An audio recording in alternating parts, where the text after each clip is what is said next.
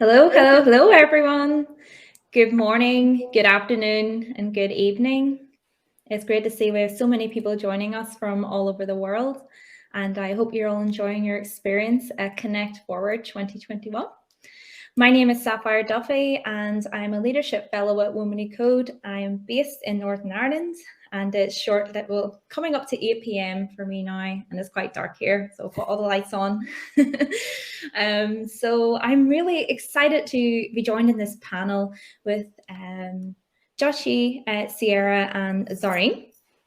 And we are really excited to talk about the role of public speaking in career growth and learn how to leverage public speaking opportunities to build an industry of connections and increase your tech profile. So yeah, during this panel, we will discuss the best practices in submitting your CFP form to a WWCode event and others. And we'll share tips for an engaging presentation and how to look for opportunities in 2022. So without further ado, let's get right in. So fellows, can you, each of you, introduce yourself and share a memory of your first speaking experience with everyone here? I can go ahead and introduce myself first. I am Sierra OBrien. I'm so thankful for being here and so excited that I was invited to sit on this panel. I am the leadership fellow for our mobile track here at WWCode, and if you're interested in mobile, I would highly encourage you to come hang out with us, absolutely. Outside of WWCode, I am also a senior mobile engineer at Atomic Robot in Cincinnati, Ohio, where I work on native Android applications. I had to think a little hard about what I want to talk about with respect to my first memory of speaking experience. For some of you who don't know me, I switched careers, or at least career paths. I was in school to become a physicist and was in a graduate program. And so when I think back to being in school in that very academic and research focused environment, I gave talks all the time. And then when I switched into the tech side of the field of my life and have been on that path ever since, I pretty much stopped speaking for a really long time because it didn't make as much sense to me to be talking about things that there were documentation on, and these were things that you could easily find answers on. And that was a huge disconnect for me, is what am I supposed to talk about when all these things are already written down, already have talks on, and these sorts of things. So what ended up being my first talk, as I was already at this point a senior developer, I did not publicly speak often on my experience until about 5 years into my career, is someone just pushed me and asked and said, we never get mobile submissions for this particular conference. It was a conference in Cincinnati, Ohio. And so that encouragement and motivation from someone very specifically who respected me and thought I had valuable opinions to give really pushed me into my first technical speaking experience. And since then I submit a lot, talk a lot. Anyone who will host me, I am happy to talk more about mobile.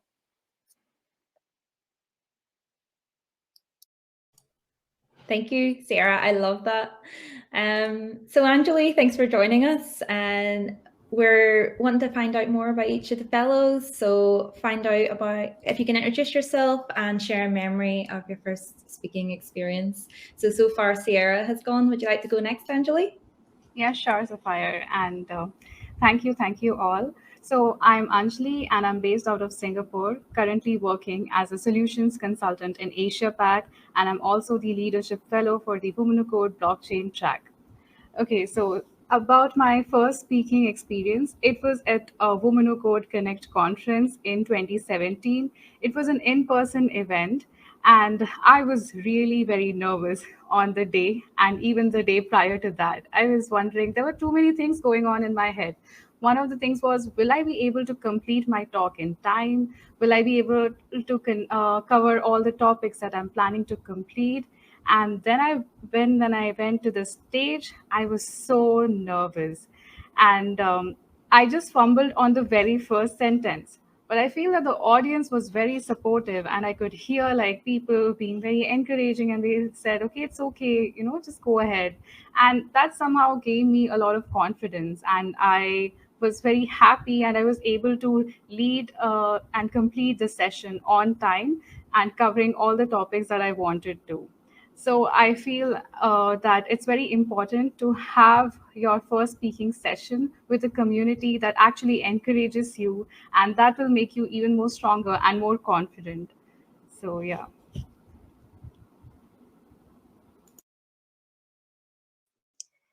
I can go next. So, hi, I'm Zarin. I am the Leadership Fellow of Women Who Code Data Science track.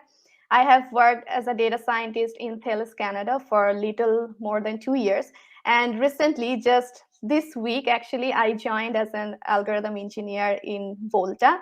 So, I'm very happy to be with all the fellows here, and Women Who Code has been a very it played an important role in my career. Probably in the following questions, you will know more about it.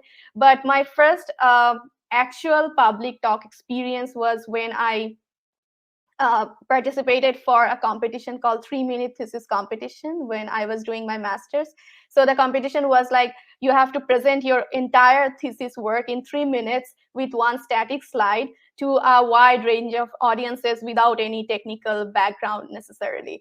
So I remember, like, although the speech was just for 3 minutes, but I prepared for more than a week to for that talk, and I practiced a lot. I was extremely scared, extremely intimidated, because there were even journalists, people from all different areas I haven't even thought of. But before getting onto the stage, until I get into the stage, I was very, very scared. But once I got into the stage, I forgot about everything. I just started speaking, and that I could do that because I practiced a lot. Like, I practice everything by my heart. So I think that worked really great. So practice a lot. So that's about me. Jiaqi, do you like to go next? Yeah, hi everyone. My name is Jiaqi. I am the Leadership Fellow for Women Who Code Cloud. I am also a senior engineering manager at GitHub, and that's what I do as part of my day job. In terms of my first speaking experience, I don't know if this is my first speaking experience, but certainly one of the most memorable ones is the first time I spoke at PyCon. I think something really exciting about speaking at PyCon is that it's a very supportive community as well, and it's also a really large conference. You are speaking at a stage in front of a very large room with there's actually quite a lot of empty seats due to how large the space is, but still a big audience, and that can be quite shocking. I think what actually I want to touch upon is back when there were in-person conferences, it's not just the like speaking on stage, it's a whole like experience of getting yourself to a conference, meeting other speakers, meeting other, participants, and participating in the hallway chat as a speaker, because people will come look for you at a conference. They know who you are, they've seen you in the agenda. That's been pretty memorable, and a big fun part of my own community is sort of built around the people I've met traveling and speaking.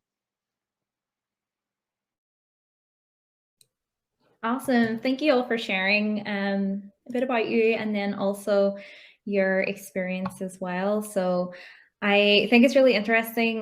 By the way, Zarreen, congratulations on your new job. Applaud her. Well done. Thanks so yeah, much. I think it's really no problem.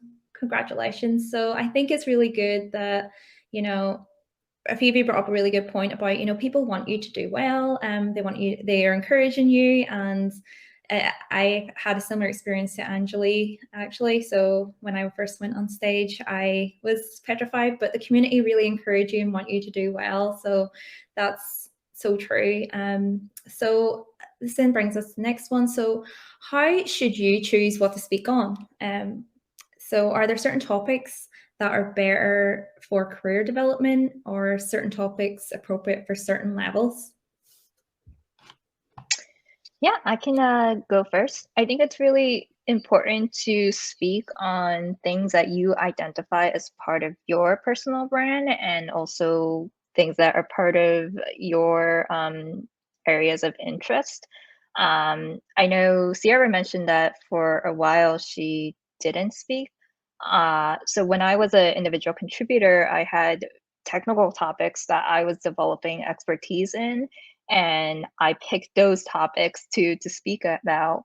When I became an engineering manager, I actually took a big break from speaking because I didn't know what to speak about anymore and how I wanted to present myself publicly. Nowadays, I speak more about, building a remote team and how do I do strategic planning with my team. But I am still very interested in thinking about technical topics that I personally am going to go in depth on and be, have build up that expertise on and also be a part of my brand. So I would say that it really depends on where you want your career to go, how you want to represent yourself, and picking topics that resonates with you.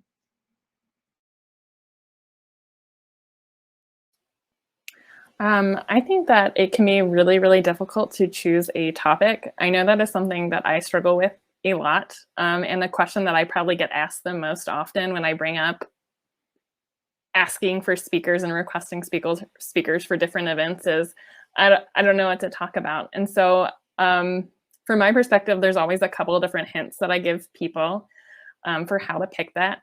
Number one is like really thinking about your audience. So when applying to something like Women Who Code, I know that there's going to be a huge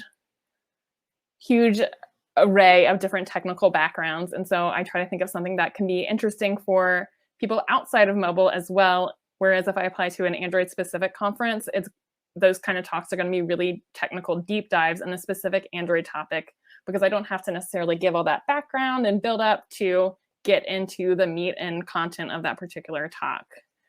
So really considering your audience. And then if you're still struggling, the hints that I always give everyone is, depending on what kind of conference you're talking to, if you're going one in your kind of technical expertise, find someone else in your technical expertise and you can talk to them about what you do every day.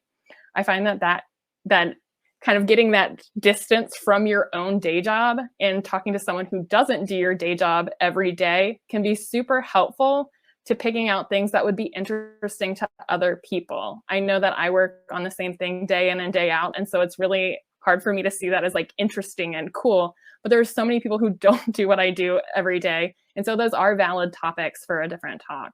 And similarly, if you're like doing a talk for a more general audience or a less specific technical stack, like a Women Who Code conference, talking to someone outside your expertise about things that you do every day, to kind of get that outside perspective of someone from outside your technical expertise of things that they think are interesting. And then I also always recommend thinking about passion projects. It doesn't have to be something that you do every day.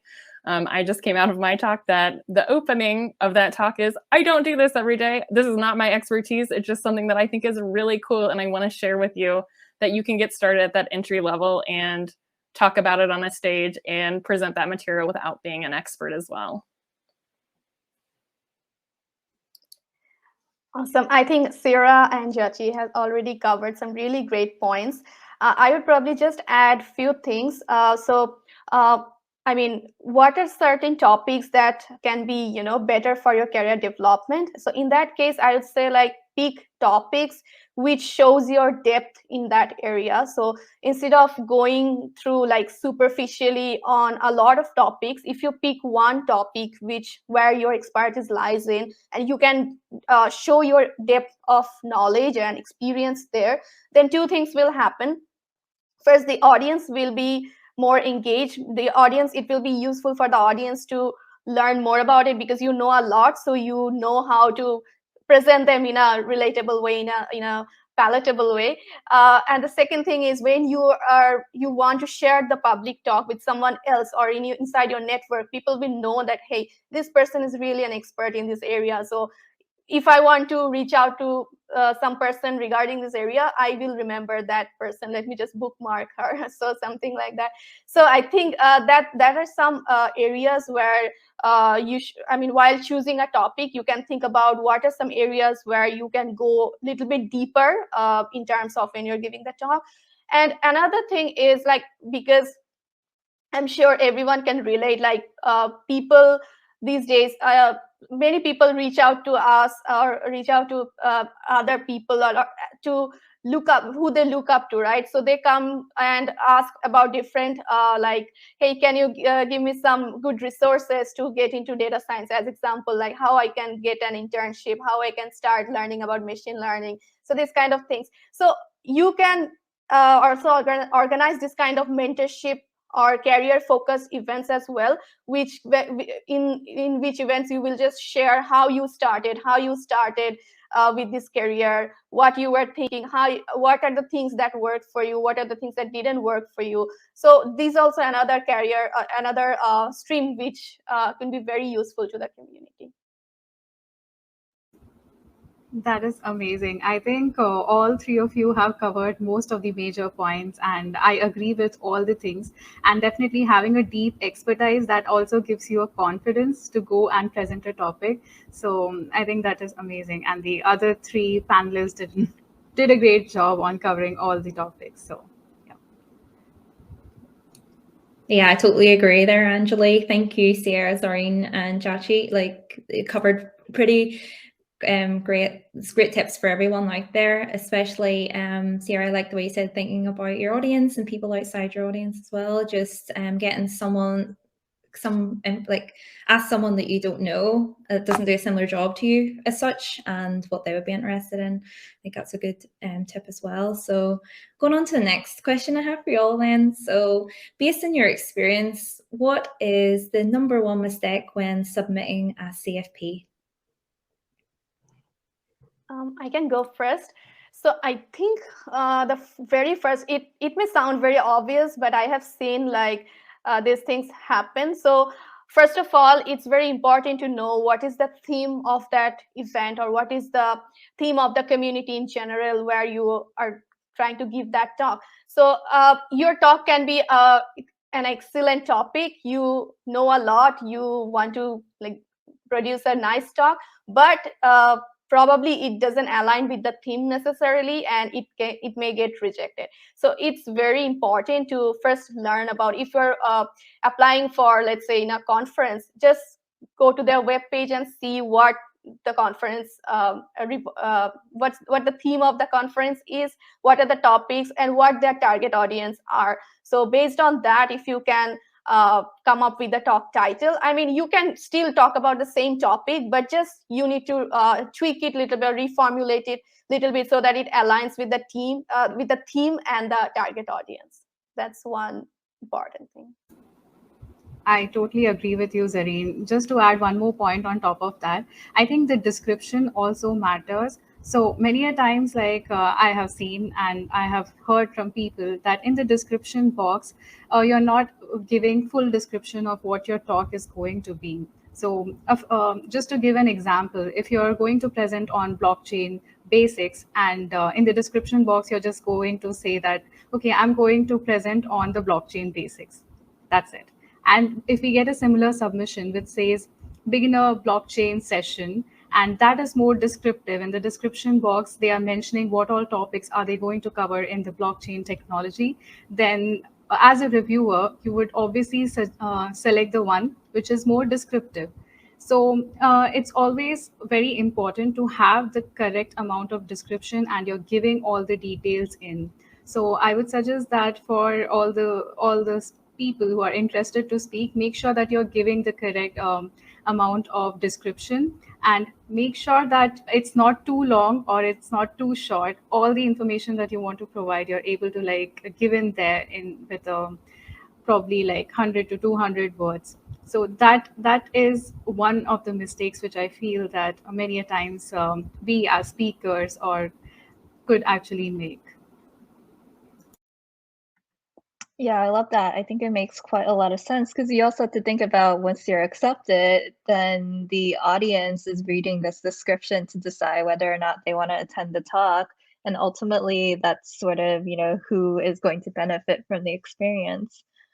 I think one mistake I've sort of seen is a lot of bigger conferences will actually have a like a tips and tricks, or like a guiding principles for submitting CFP. And usually for them, because they do get a lot of submissions, you know, we want to follow their like style guide or their guiding principles and follow kind of what they're looking for. I think many people have said this already, but everyone wants you to succeed. Everyone's trying to give you as much information as possible to help you be successful in this. So following through with some of that does become really important in getting your CFP to go through. All really good call outs. And then I just kind of want to wrap up with a reminder that not getting selected does not necessarily mean that you made a mistake, and it might just mean that it was a competitive conference. There's a lot of things, and you should see that as a success because now you have a CFP or you have your submission, and so you can keep submitting that other places. And there are so many places that you can do it, including the Women Who Code tracks, but lots of local meetups and local user groups as well. And so that was not like hard work lost, but hard work that you can use somewhere else as well. Yeah, I love that, Sierra. And like a lot of conferences and submissions for talks are very competitive, so don't be disheartened. You can always submit to other places as well and reuse that for any future conferences. So Jiaqi, I really like what you said about looking at the guidelines for the CFP. So yeah, at Women Who Code, we help our community with submitting CFP to our conferences, and we host a few panel events before any of our conferences as well. And there's a whole community here to help you with your submission too, if you need help with that. So, so as we know, the conference selection can be competitive. So how can you make the CFP stand out? What's your advice? Anjali, if you want to go first.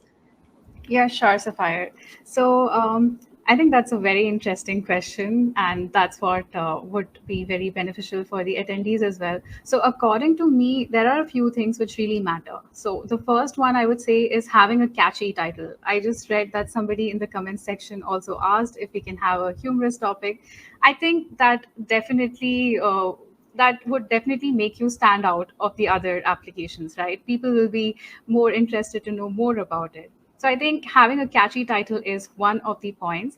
The second point, I think, is the content itself. If you have something very unique, or like I said, the description also matters. So if you have something unique or you've worked on something which is not shown in other conferences and it's a new topic, then also you have a higher chance to get accepted. Obviously depends on which conference you're submitting to. So yeah, that's other thing. And I think third and the most important thing in my point of view is that probably I would give a bonus point to somebody who provides in a short sentence that how would their session inspire the attendees, or how would it benefit the attendees. So I think if you are putting in that point as part of your description, then it's really good. Because when we are giving a talk, it's for the attendees, right? And if you mention what is the takeaway for the attendees, that would be like really great. So it's also like good to add all of these points. So yeah. Yeah, well said, Anjali. That was actually going to be my biggest thing, especially for Women Who Code events, right? Knowing like what attendees can walk away from is really valuable. And especially because attendees are also making a commitment in their time to attend your talk. I would say that, kind of echoing what Sierra has said, I don't think you should worry too much if your CFP doesn't get accepted, and don't give up on that. Keep submitting it. I lost count of the number of times I have been rejected from conferences, but there's just so many factors behind the scenes. There could be other people who submitted a similar talk, or there could be so many things behind the scenes that you can't control. So keep submitting, and if anyone needs any help reviewing CFPs, I'm more than happy to do that.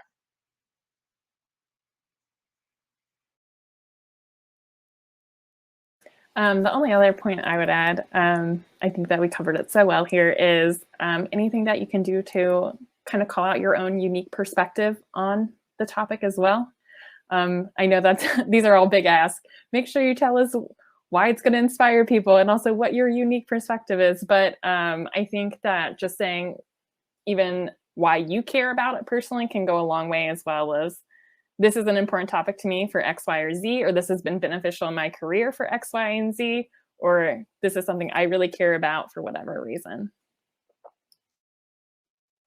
Yeah, all the great points have been covered. I feel like I just wanted to add a few things to what Sierra just said. So definitely, like you don't. I understand, like sometimes it's difficult to always come up with something new or something very unique as a topic. So probably you don't have expertise in that yet, but still you want to give some talk. That's totally fine. You can pick like a common topic, but it depends on how you present it.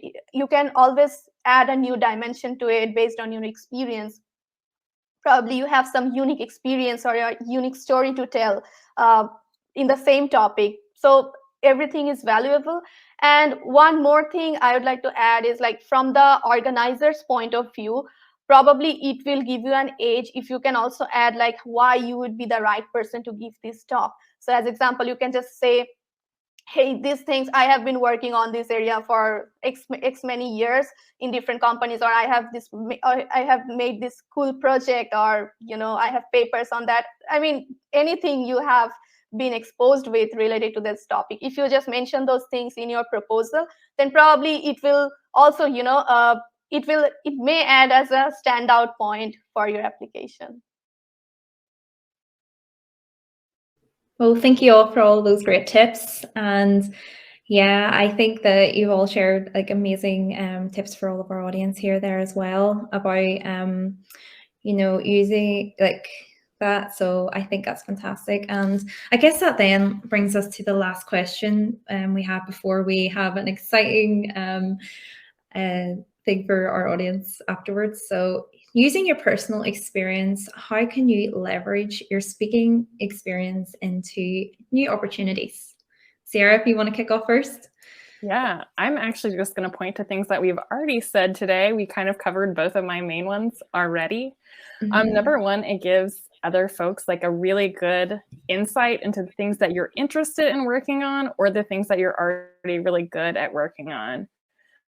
I personally like really enjoy speaking about building accessible Android applications. And so that has led to conversations with folks that are trying to make their app more accessible or looking to hire those accessibility experts. And so giving those talks has pointed them in my direction to at least start that conversation in the past. And then the other point I wanted to bring out is that being a speaker at a conference makes networking a whole heck of a lot easier at that conference. Jiaqi brought that up a little bit earlier in her opening, is that it gives you something to talk about. I am personally a nervous person, and so small talk and networking at events makes me very nervous. And so having a talk, being on the speaker list, those sorts of things gives people something to talk to you about, or something for you to kind of open with when you're at those kind of events. And we all know that networking is a huge aspect to new opportunities and having those kinds of things open to you as well. Absolutely, I totally agree with Sarah.